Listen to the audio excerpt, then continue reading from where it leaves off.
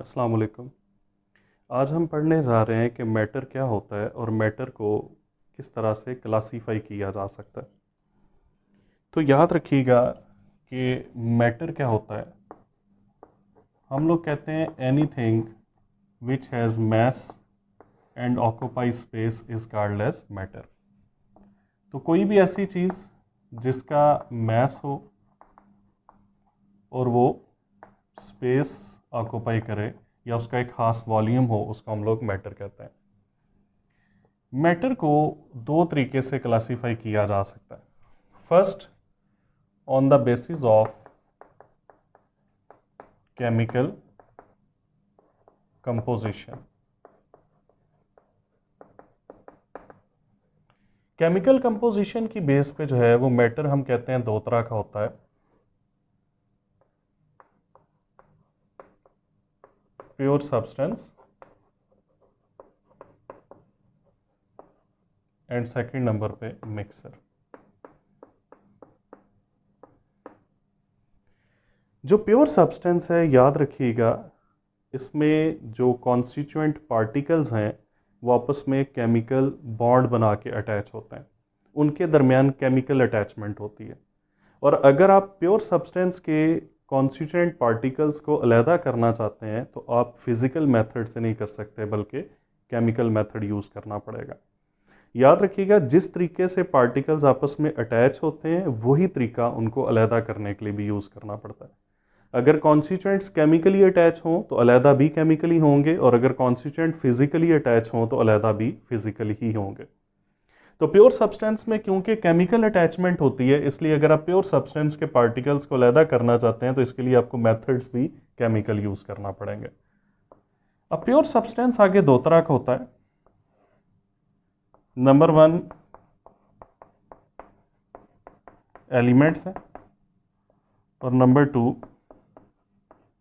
Compounds हैं। Elements वो होते हैं जो सेम एटम्स पे कंसिस्ट करते हैं अपने एटॉमिक नंबर के लिहाज से। और आप जानते हैं कि पीरियोडिक टेबल में अब तक 118 एलिमेंट डिस्कवर हो चुके हैं, जिनमें गोल्ड आप देखते हैं कॉमनली, इसके अलावा सिल्वर आप देखते हैं कॉमनली, हाइड्रोजन वगैरह होती हैं, एट्सेट्रा। जबकि कंपाउंड्स हम उन्हें कहते हैं जिसमें जो एटम्स हैं वो डिफरेंट होते हैं और एक फिक्स्ड रेशो में आपस में वो कंबाइंड हुए होते हैं। फॉर एग्जांपल, जिस तरह वाटर एक कंपाउंड है, अमोनिया कंपाउंड है, NaCl कंपाउंड है, सॉल्ट जो आप आम यूज़ करते हैं घरों में, तो ये कंपाउंड्स के डिफरेंट एग्जांपल्स हैं, और इनमें एटम्स आपस में, डिफरेंट एटम्स आपस में अटैच हैं chemically in a fixed ratio. तो ये एलिमेंट और कंपाउंड होता है। अब दूसरे नंबर पे मिक्सर। मिक्सर उसे कहा जाता है जिसके कॉन्स्टिट्यूएंट पार्टिकल्स आपस में फिजिकली अटैच होते हैं, और क्योंकि कॉन्स्टिट्यूएंट्स आपस में फिजिकली अटैच हैं इसलिए उनको सेपरेट भी फिजिकल मेथड से ही किया जा सकता है। और बेसिकली मिक्सर जो है ये कम्बिनेशन होता है टू और more than two pure substances का। ठीक है, तो ये मिक्सर कहलाता है बेसिकली। जिस तरह अगर आप वाटर में शुगर मिक्स कर दें, घरों में आप आम करते हैं इस तरह के, वाटर में शुगर मिक्स कर देते हैं, तो ये आपके पास क्या कहलाता है, डेट इज मिक्सर। अब वाटर और शुगर दोनों कंपाउंड्स हैं और दोनों क्या है, प्योर सब्सटेंस है। तो इनको जब आप फिजिकली आपस में अटैच करेंगे वो आपस में रिएक्शन ही करते हैं, तो इसको हम लोग क्या कहते हैं, ये मिक्सर बन गए। और मिक्सर के जो कॉन्स्टिट्यूएंट पार्टिकल्स हैं आप उनको फिजिकल मेथड से अलग कर सकते हैं। मिसाल के तौर पे हैंड पिकिंग यूज़ कर लें, आप घरों में करते हैं, जब दाल आप बनाते हैं, ये चावल बनाने होते हैं, तो उसमें कुछ स्टोन्स वगैरह मौजूद होते हैं, तो आप उनको हाथ से अलग करते हैं, वो मिक्सर है बेसिकली। आप क्रिस्टलाइजेशन यूज़ कर सकते हैं, आप डिस्टिलेशन यूज़ कर सकते हैं, तो इस तरह की आप फिजिकल टेक्निक्स के ज़रिए मिक्सर के कंपोनेंट्स को अलग कर सकते हैं। अब मिक्सर भी आगे दो तरह के होता है, एक होमोजेनस, जिनको हम ट्रू सॉल्यूशंस भी कहते हैं। और याद रखिएगा, होमोजेनस मिक्सर्स वो होते हैं that have uniform properties throughout, जिनके पूरे मिक्सर में यूनिफॉर्म प्रॉपर्टीज होती हैं, उन्हें हम लोग कहते हैं ये मिक्सर होमोजेनस है। मिसाल के तौर पे शुगर को डिज़ोल्व कर लें वाटर में, अच्छे तरीके से उसको मिक्स करें, तो वो सारा एक होमोजेनस मिक्सर बन जाता है। एयर होमोजेनस मिक्सर है। अगर एयर होमोजेनस मिक्सर ना होती तो एक इंसान एक इलाके से ट्रैवल करके दूसरे इलाके में जाता तो एयर का ही फ़र्क पड़ जाता है कंपोजिशन का, और वो वहाँ पे सांस ही नहीं ले सकता था।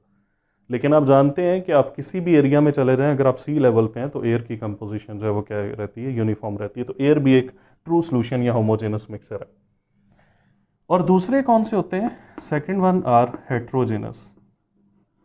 याद रखें कि हेट्रोजेनस मिक्सर वो होते हैं जिनकी यूनिफॉर्म प्रॉपर्टीज थ्रू आउट नहीं होती, बल्कि इनकी प्रॉपर्टीज डिफरेंट होती हैं मिक्सर में।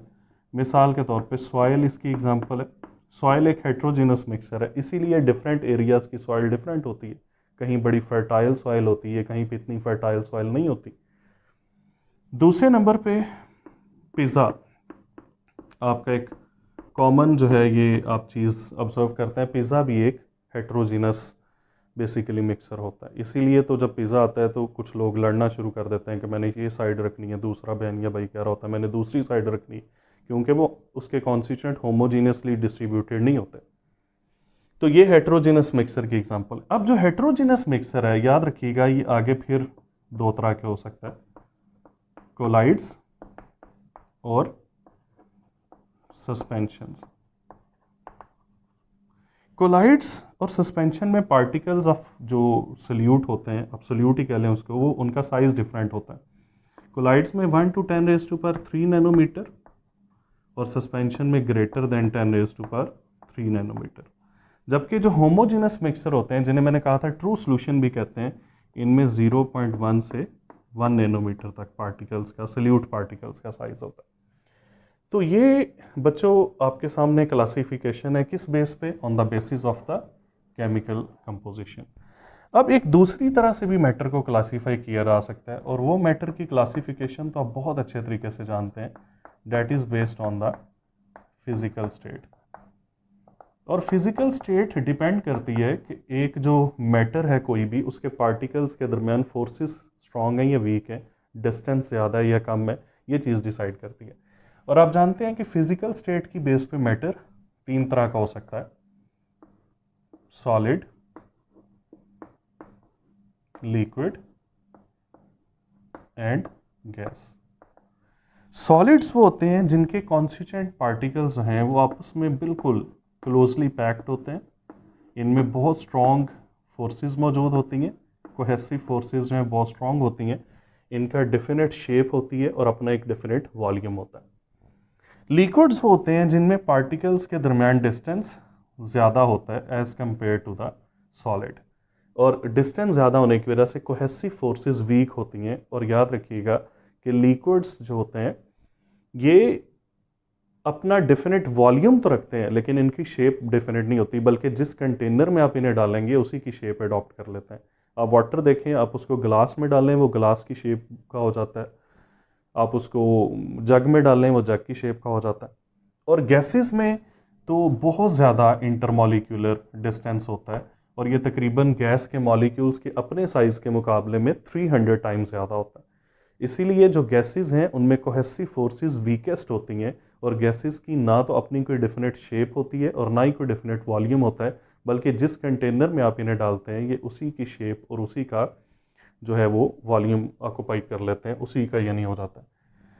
याद रखिएगा पीरियोडिक टेबल में मैक्सिमम एलिमेंट्स सॉलिड फॉर्म में, और ये मोर देन 100 है। लिक्विड सिर्फ 2 ही हैं, एक ब्रोमीन और दूसरा मरकरी। और गैसेस की फॉर्म में टोटल 11 एलिमेंट्स हैं पूरे पीरियोडिक टेबल में, जिनमें से 6 नोबल गैसेस हैं, helium, neon, argon, krypton, xenon, radon. 2 halogens हैं, फ्लोरीन और क्लोरीन, 8 हो गए, और 3 हाइड्रोजन और ऑक्सीजन और नाइट्रोजन है। तो ये पीरियोडिक टेबल के 11 एलिमेंट्स किस फॉर्म में पाए जाते हैं? गैसियस स्टेट में। इसका मतलब है कि सबसे ज़्यादा अबंडेंट स्टेट कौन सी है? That is the solid state. और एक और भी स्टेट होती है जिसको 4th स्टेट ऑफ मैटर कहा जाता है, वो प्लाज्मा होती है, और बेसिकली प्लाज्मा आयोनाइज्ड गैस होती है। उसके बारे में मज़ीद यहाँ पे डिटेल की ज़रूरत नहीं है। तो ये बच्चों क्लासिफिकेशन है किसकी? मैटर की, on the basis of chemical composition as well as on the basis of the physical state. अगली क्लास में हम मज़ीद कुछ अच्छे टॉपिक्स के साथ आएंगे, तब तक अपना ख्याल रखिएगा। अल्लाह हाफ़िज़।